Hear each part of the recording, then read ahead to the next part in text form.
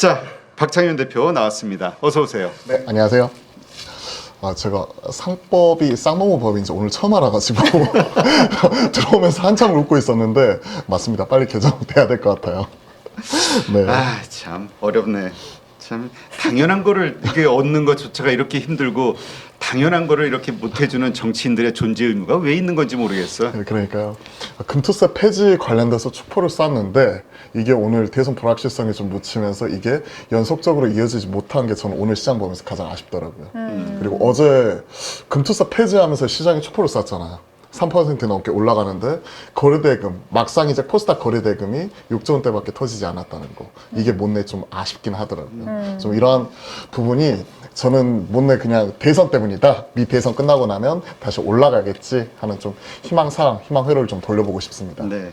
하여튼 근데 우리가 일시적이 아니라 계속해서 자본이 이쪽으로 들어오고 그 다음에 진정한 밸류업 이것이 되기 위해서는 진짜 우리 바꿔야 돼요. 여러 가지 불합리한 이 시장 선진화, 금융시장, 이 자본시장의 이 시스템을 이번에 만들지 못하면 앞으로 기회 없을 것 같아요. 그쵸. 이거 금투세 폐지. 그치, 앞으로 한 3년 남았잖아요. 2, 3년 네. 대통령 선거. 대통령 되고 싶으면 이거 해결하는 사람이 돼야지. 이거 적어도. 정치 방송은 아닌 거죠, 저희? 아니지. 그러니까 누가 여든 야든 한쪽 편을 드는 게 아니니까. 그쵸. 이건 우리가 국민으로서 정치인들과 금융당국과 정부에게 요구하는 거지. 우리가 막 여당을 지지하고 야당을 지지해서 하는 말이 아니라 그러면 맞아. 정치적인 건데 이것은 그냥 우리가 정치인들에게 전체 정치권에게 요구하는 거죠. 그렇죠. 시장에서 그동안 오래 했었던 이런 금투세 관련된 이슈가 어느 정도 민주당에서 이제 큰 결단을 내린 만큼 이런 부분이 좀 하루속히 해소가 되었으면 좋겠어요. 이달 말에 이제 본회의 상정 이런 부분까지도 얘기가 되고 있는데 빠르면 이달 안에 이와 관련된 부분 자체가 법적인 개정 이런 것들이 나타나게 되면 분명히 우리 시장에서는 좀 안도렐리가 연말에 막판에 좀 나타날 수 있지 않을까 하는 개인적인 생각을 좀 가지고 있습니다. 네, 알겠습니다. 자, 일단 오늘 증시 호재 약재 구분하면서 시장 분석을 좀 해볼까요? 일단 뭐 시장의 긍정적인 부분과 부정적인 이슈가 있었는데 사실은 뭐 이러한 부분을 좀 말씀드리기 앞서서 오늘은 기승전 대선이었던 것 같아요. 미 대선 관련된 이슈가 시장을 그만큼 하나의 불확실성으로 바라보면서 부정적 이슈를 그대로 장식을 했던 것 같고요. 긍정적인 부분은 중국어 무비자 여행국이 한국이 포함되었다 이런 모멘텀이 어제에 이어서 오늘도 지속이 되었다는 거죠. 어제는 뭐 참 좋은 여행 그리고 뭐 관련된 이런 중소형 여행주 단이 상한가 들어가는 모습이었다면 오늘은 게임이나 엔터 쪽으로 좀 이런 부분이 확산이 되는 모습이 나타나면서 어느 정도 시장에서는 순환매가 돌았다 하는 부분을 좀 찾아볼 수가 있을 것 같고요. 부정적인 부분은 결국 미 대선이었던 것 같아요. FOMC도 있고 미 대선도 있고 이런 주요 이벤트가 이번 주에 있잖아요. 하지만 미 대선이 어느 정도 초박빙인 가운데 이에 따른 불확실성이 이제 앞으로 한두 시간 후에 이제 시작을 하는 거잖아요.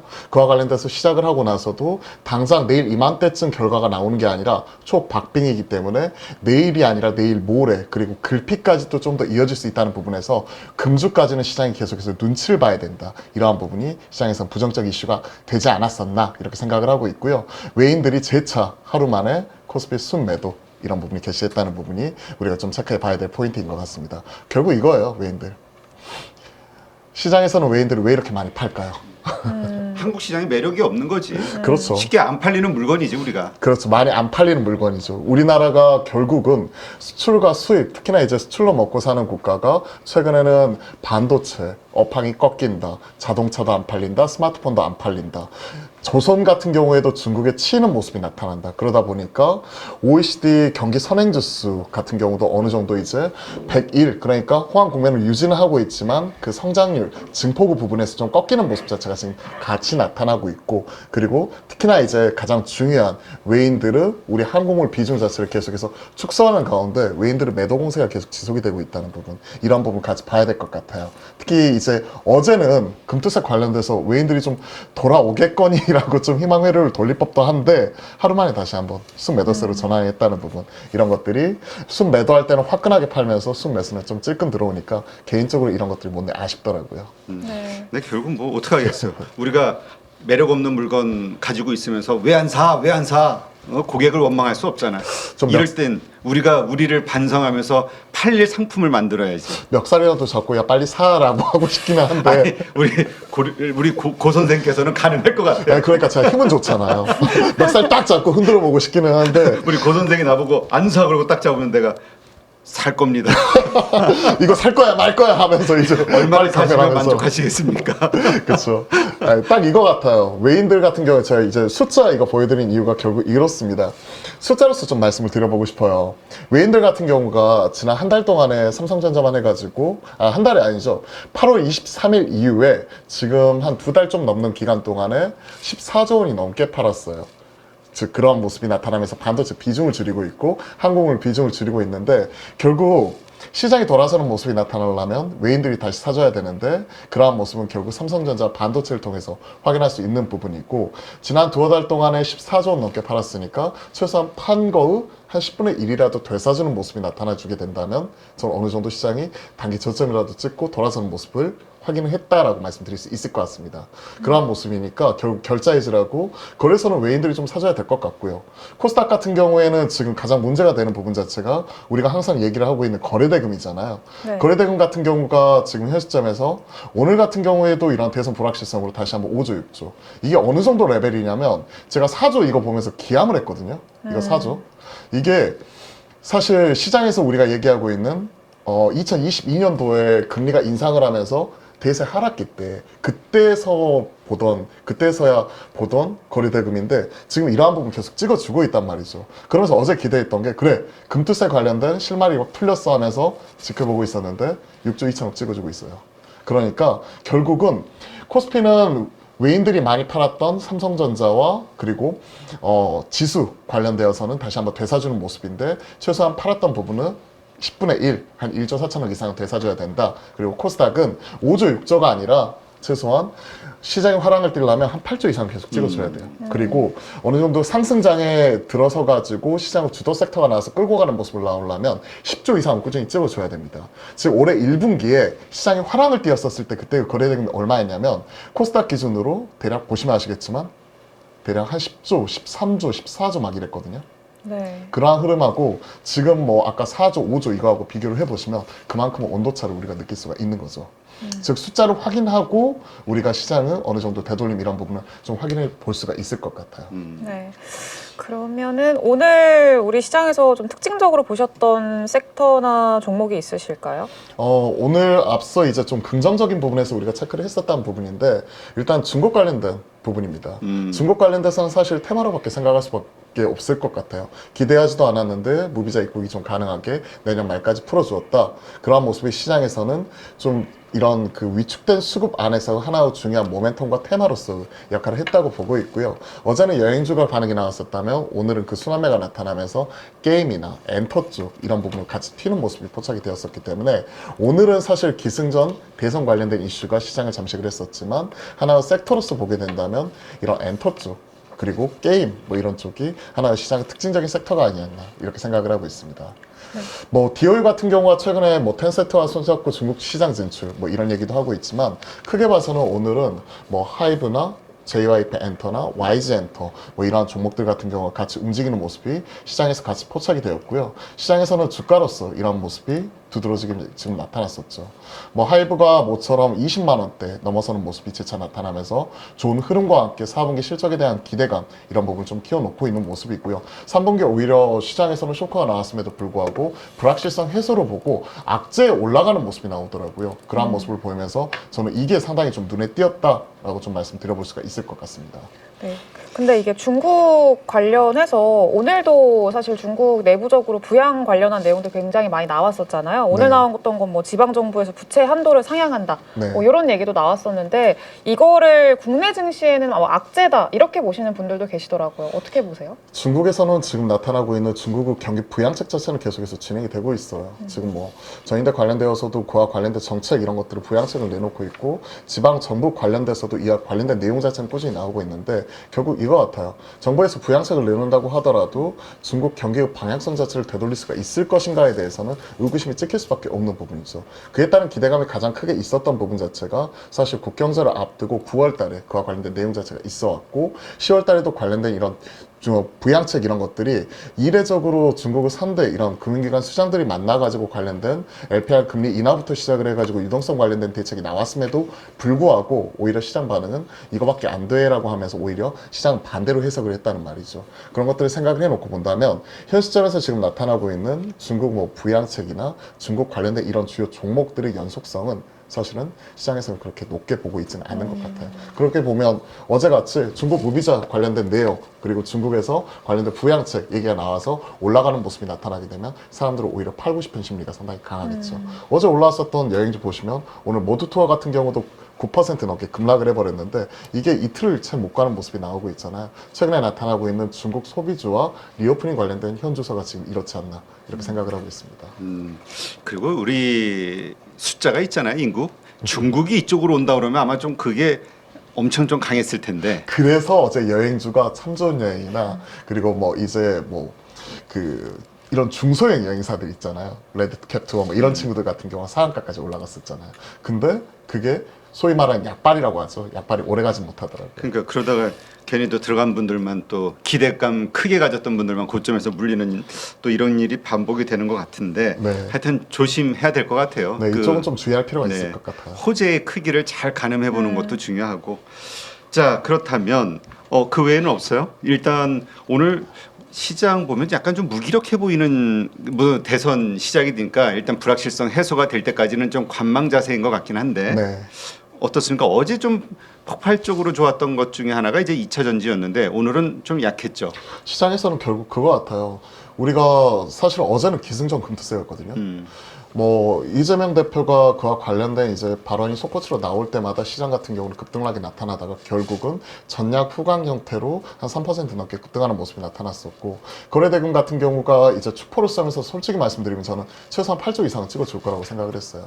왜냐하면 코스닥이 그래도 어느 정도 바닥을 찍고 돌아서는 모습이 나왔을 때는 평균적으로 거래대금 8조 이상은 찍어줬고 주도 섹터가 나와서 뭐 2차 전지다 바이오장이다 끌고 올라가는 모습이 강하게 나타났을 때는 최소한 10조 이상은 찍어주는 모습이 연초에 뭐 HBM AI 관련된 종목들이 보여줬거든요. 그러한 모습이 나타나면서 금투세 관련된 우리의 오랜 수건이었던 부분 자체가 해소되는 모습이 좀 나타나니까 8조 이상은 찍어줄 거라고 생각했는데 저는 그런 모습이 안 나왔단 말이죠. 그렇게 본다면 결국은 우리가 상법 이런 부분까지도 좀 일부 기다려야 되나?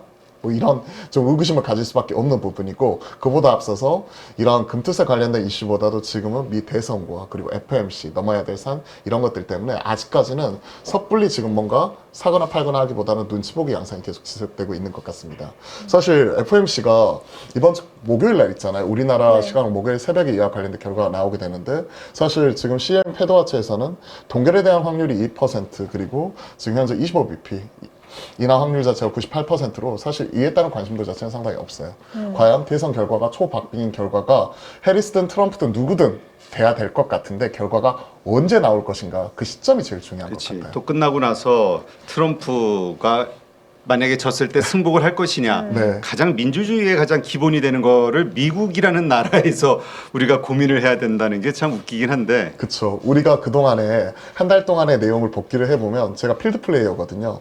시장에서 트레이더로서 시장을 바라보면 한 달 동안에 트럼프 트레이드다, 해리스 트레이드다, 그리고 사전투표가 결과가 나오면서 그리고 아이오와 결과 이런 부분 얘기가 나오고 여론조사 기간마다 계속해서 달라지면서 그때마다 움직였던 게 환율하고 금리하고 그리고 시장 같은 경우 이런 불확실성 변동성에 놓이니까 일부 테마 자금인 해리스 트레이딩 관련해 가지고는 뭐 대마라든지 아니면 일부 낙태 관련된 종목들 그리고 트럼프 관련돼서는 무엇보다도 비트코인 관련된 이런 흐름 자체가 강하게 나타났었잖아요. 그렇기 때문에 제가 이번 주 뭐 목요일이 될지 금요일이 될지 알 수는 없겠지만 그와 관련된 결과가 나오게 된다면 저는 감히 이렇게 한번 예상을 해봅니다. 하루 이틀 정도는 축포가 나올 것 같아요.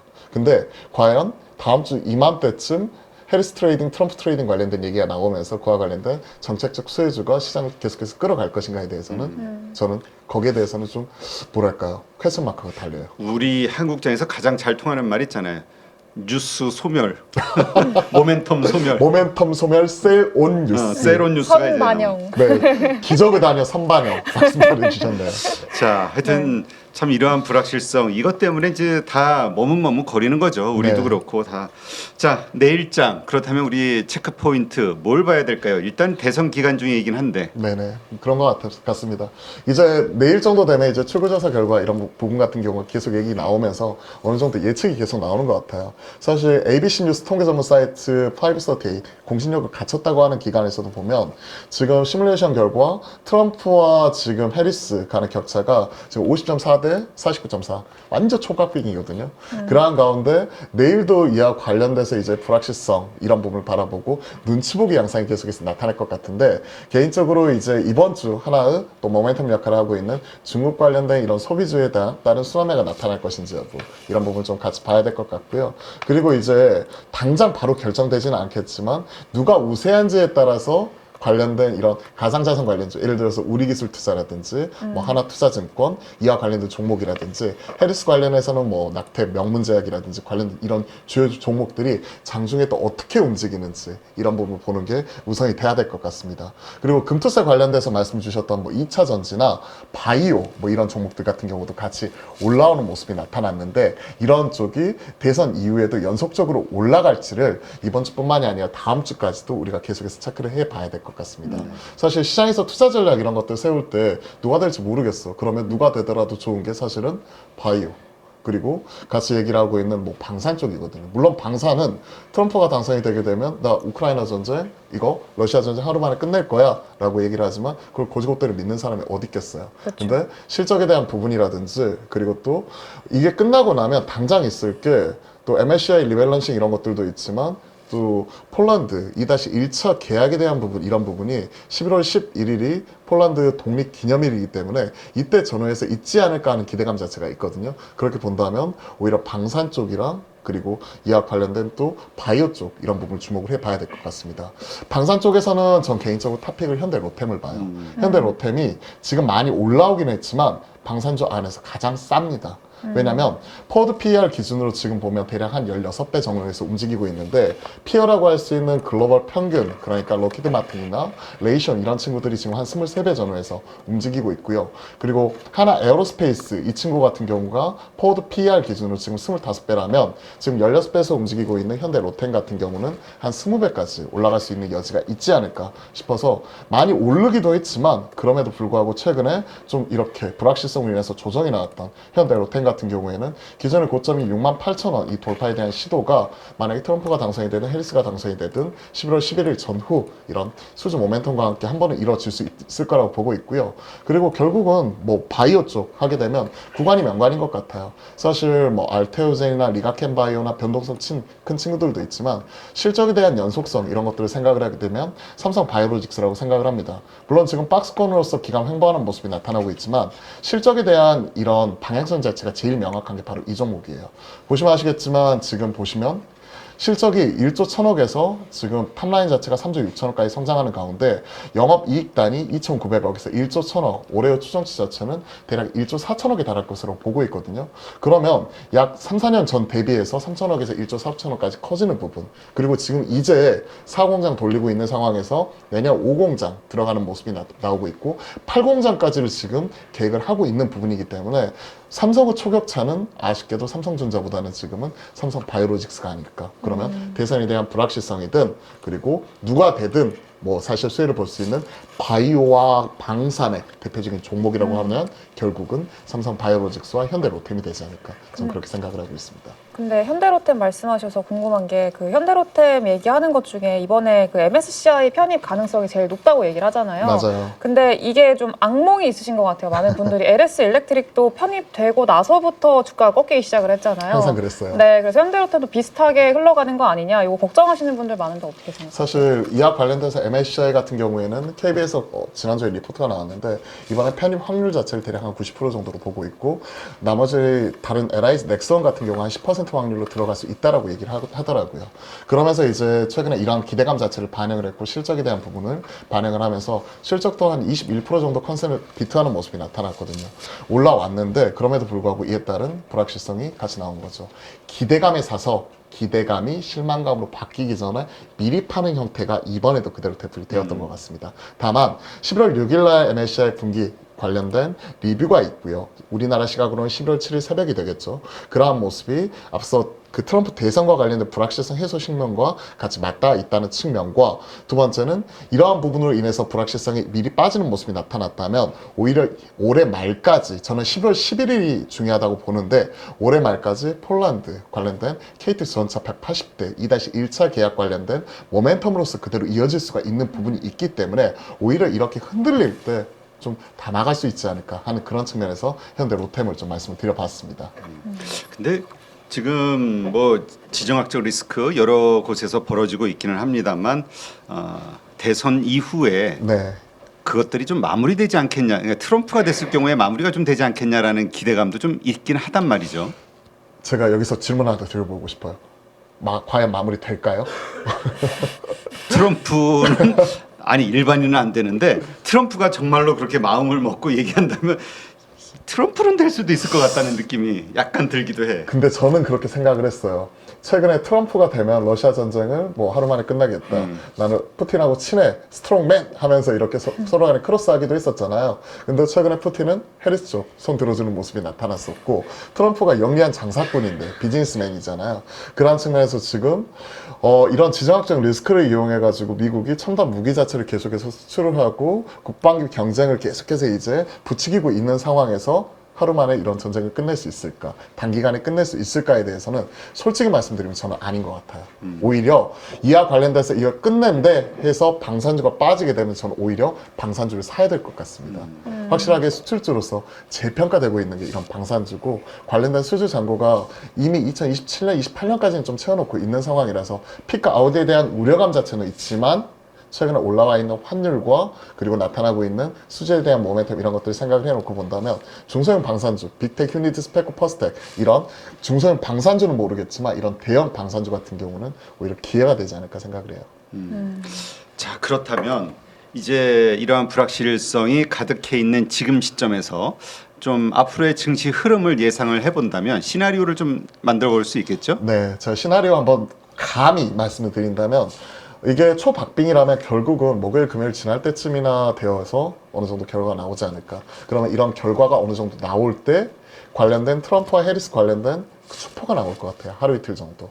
하루 이틀 정도 수포가 나온다는 얘기는 만약에 트럼프가 당선이 된다 그런 모습이 나오면 비트코인 같은 경우가 다시 한번 7만 불 윗선으로 튀는 모습이 나타나는 가운데 국내에서는 비트코인 관련된 종목으로서 뭐 우리기술 투자 뭐 이런 종목 같은 경우가 시장에서는 항상 첫 번째 수혜주로서 언급이 되는 거고 갤럭시와 머니터리 같은 STO 관련된 이런 주요 종목들 같은 경우가 재차 튈 수가 있기 때문에 테마주로서는 이런 가상자산 관련된 종목들이 가장 먼저 움직일 가능성 이런 부분 좀 염두에 둬야 될 것 같고요. 만약에 해리스가 당선이 된다 그러면 뭐 기승전 2차 전지와 신재생을 얘기를 하죠. 그러면서 이제 신재생 쪽으로서 얘기를 하고 있는 부분이 어제 뭐 퍼스트 솔라라든지 뭐 선파워 이런 친구들 같은 경우가 미장에서도 좀 움직이는 모습이 나타나기도 했었는데 결국 그렇게 본다면 하나솔루션이나 결국은 OCI 홀딩스 같은 이러한 신재생 에너지라든지 결국 2차 전지 최근에 이번 주에 노무라 쪽에서 결국은 그 콜 관련된 바이 리포트 자체가 나왔었던 에코프로 BM을 위시한 2차 전지 쪽에서도 이와 관련된 축포가 나올 수 있기 때문에 누가 될지는 알 수는 없겠지만 가지고 있는 보유자 분들이라면 이와 관련돼서 튀는 모습이 나타났을 때는 좀 감안해야겠죠. 다만 이렇게 튄다고 해가지고 야 이제 바닥 찍었어 라고 해서 적극적으로 사기에는 시장이 녹록지가 않은 것 같아요. 솔직히 이런 부분 같은 경우에는 양쪽의 정책적인 이런 트레이딩 관점에서 올라가는 모습 자체가 나타나고 있기 때문에 하루 이틀 정도 이와 관련된 종목들이 움직일 수 있다. 하지만 그 이후에 언제 그랬냐는 듯이 평상시처럼 다시 한번 돌아가면서 결국 우리나라의 수출 경쟁력과 잘 파는 물건을 만들 수 있는지에 대한 부분 이런 부분을 염두에 두면서 개인적으로는 결국 시장이 언제 돌아서느냐 외인들 결자해지라고 외인들의 수급이 돌아올 때 그동안에 외인들이 우리나라의 수출 경쟁력과 경기 둔화에 대한 우려 때문에 항공무 비중을 줄였다면 다시 채우는 모습이 나타나야 되는데 앞서 이제 말씀드렸잖아요. 삼성전자를 14조 원 넘게 이렇게 매각하는 과정 속에서 나타나고 있는 반도체를 다시 채우는지 파는 거의 10분의 1 정도 제가 반가이까지 바라지도 않아요. 솔직히 말씀드리면 10분의 1, 1조 4천억이라도 순매수하는 모습이 나타나주든지 아니면 금투세에 대한 불확실성 해소하면서 코스닥이 한 8조 원 이상 이렇게 꾸준히 올라오면서 10조 원 찍는 모습이 나타나주든지 그러한 모습이 나타나면 전 자신감 있게 내년 증시를 얘기하면서 살 수가 있을 것 같습니다. 그 전까지는 사실은 다음 주 금요일까지는 사실 실적 시즌이잖아요. 그렇죠. 그렇기 때문에 내가 가지고 있는 종목들 잘 지키면서 내가 가지고 있는 종목이 숫자 잘 나오는지 안 나오는지에 따른 이런 종목 장세가 다음 주까지는 좀 더 이어지지 않을까 그렇게 생각을 하고 있습니다. 그러면은 지금 주목하고 계시는 종목이 뭐가 있을까요? 사실 저 솔직히 말씀드리면 제가 삼성전자 혹자는 이렇게 얘기를 하더라고요. 창륜전자. 제 이름이 박창윤이잖아요. 항상 대표님께서 고릴라라고 말씀하셔서 고 선생 말씀하시는데 고 선생 왜 그래? 저 삼성전자 이 친구가 좀 돌아섰으면 좋겠어요. 솔직히 말씀드리면 뭐 창륜전자라고 얘기하는 게 제가 지금도 물 타고 있거든요. 그러면서 저의 한국을 사랑하는 마음으로. 네, 배우자한테 저 혼나가면서 제가 이거 물을 타고 있는데 제가 아는 형이 그러더라고요. 창륜전자 어감이 안 좋지 않느냐. 왠지 후라이팬 팔고 제스키 파는 것처럼 느껴진다.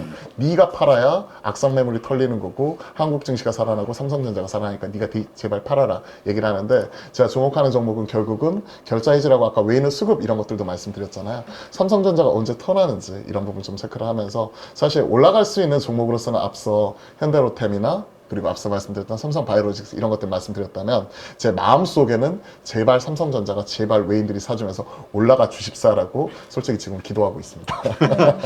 기도하는 거 말고. 근데 맞아요. 지금 정말 이렇게 우리가 희망하고 바라는 게 있고 네. 그 다음에 이제 여러 가지 상황상 여건상 올라갈 것들이 보이는 게 있고. 그렇죠.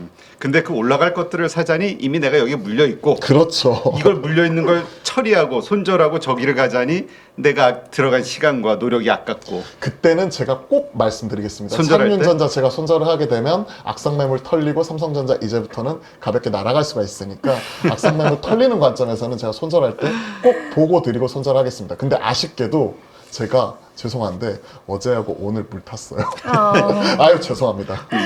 그리고 마지막으로 또 하나만 궁금한 게 네. 지금 많이들 관심 있으신 게 HPSP 매각인 것 같아요. 이번에 나온 거 뭐 단독 기사이기는 한데 이 크레센도가 HPSP를 매각한다 이렇게 얘기를 했거든요. 이게 뭐 주관사는 UBS고 누구한테 매각하는지는 아직 안 나온 것 같아요. 이거는 시외에서도 지금 거의 뭐 반응은 좋은데 어떻게 좀 봐야 될까요? 이거? 사실 HPSP가 이번에 ST하고 특허 소송 관련된 승소 얘기 나오면서 갭으로 뜨는 모습도 같이 나타나기도 했었고 프레스토 관련해 가지고 이러한 부분 같은 경우는 물론 이쪽은 조합이고 펀드기 때문에 관련돼서 엑스트하려는 즉 이러한 부분 같은 경우가 시도 자체는 분명히 있을 거라고 생각을 하고요. 콜이나 이런 것들을 반영을 했었을 때 사실은 한미반도체 이 부분 같은 경우가 주요 주주로서 올라갈 수 있는 부분 자체가 가치 있는 부분이기 때문에 사실은 이런 것들은 셈법 같이 한번 살펴봐야 될 것 같습니다. 하지만 결국은 매각 관련된 이슈라는 것 자체는 제가 항상 느끼지만 권리관계 내역에 얽혀있는 주식이 어디로 튈지 예측하는 건 럭비공 딱 떨어뜨려 놓고 어디로 튈지 예측하는 거랑 같다고 생각을 해요. 사실 이러한 것들은 시장에서 반응을 봐야 되는데 관심이 없어요.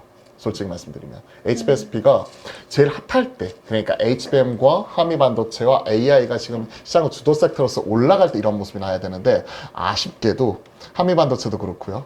한미반도체도 지금 거의 저점 부분에서 머물고 있는 상황이고 HPSP도 이런 매각 관련된 넘어야 될 산 자체가 많잖아요. 그러한 과정 속에서 한두 번 정도는 튈 수 있을지언정 아직까지는 시장에서 좋은 평가를 받으면서 시장에서 이런 부분 자체가 크게 회자가 되지는 않는 것 같습니다. 그렇기 때문에 사실 이런 것들은 마지막까지 매각 관련된 뚜껑을 열어봐야 될 것 같고 가지고 계신 분들 입장에서는 매각 관련해 가지고 하루에 뭐 20-30% 올라가게 되면 땡큐 하면서 팔 것 같은데 오히려 그런 것보다 갑자기 1대 주주, 2대 주주 싸움에서 경영권 문제 붙었을 때가 시장에서는 지금 반응이 더 핫하게 나오고 있는 상황이죠.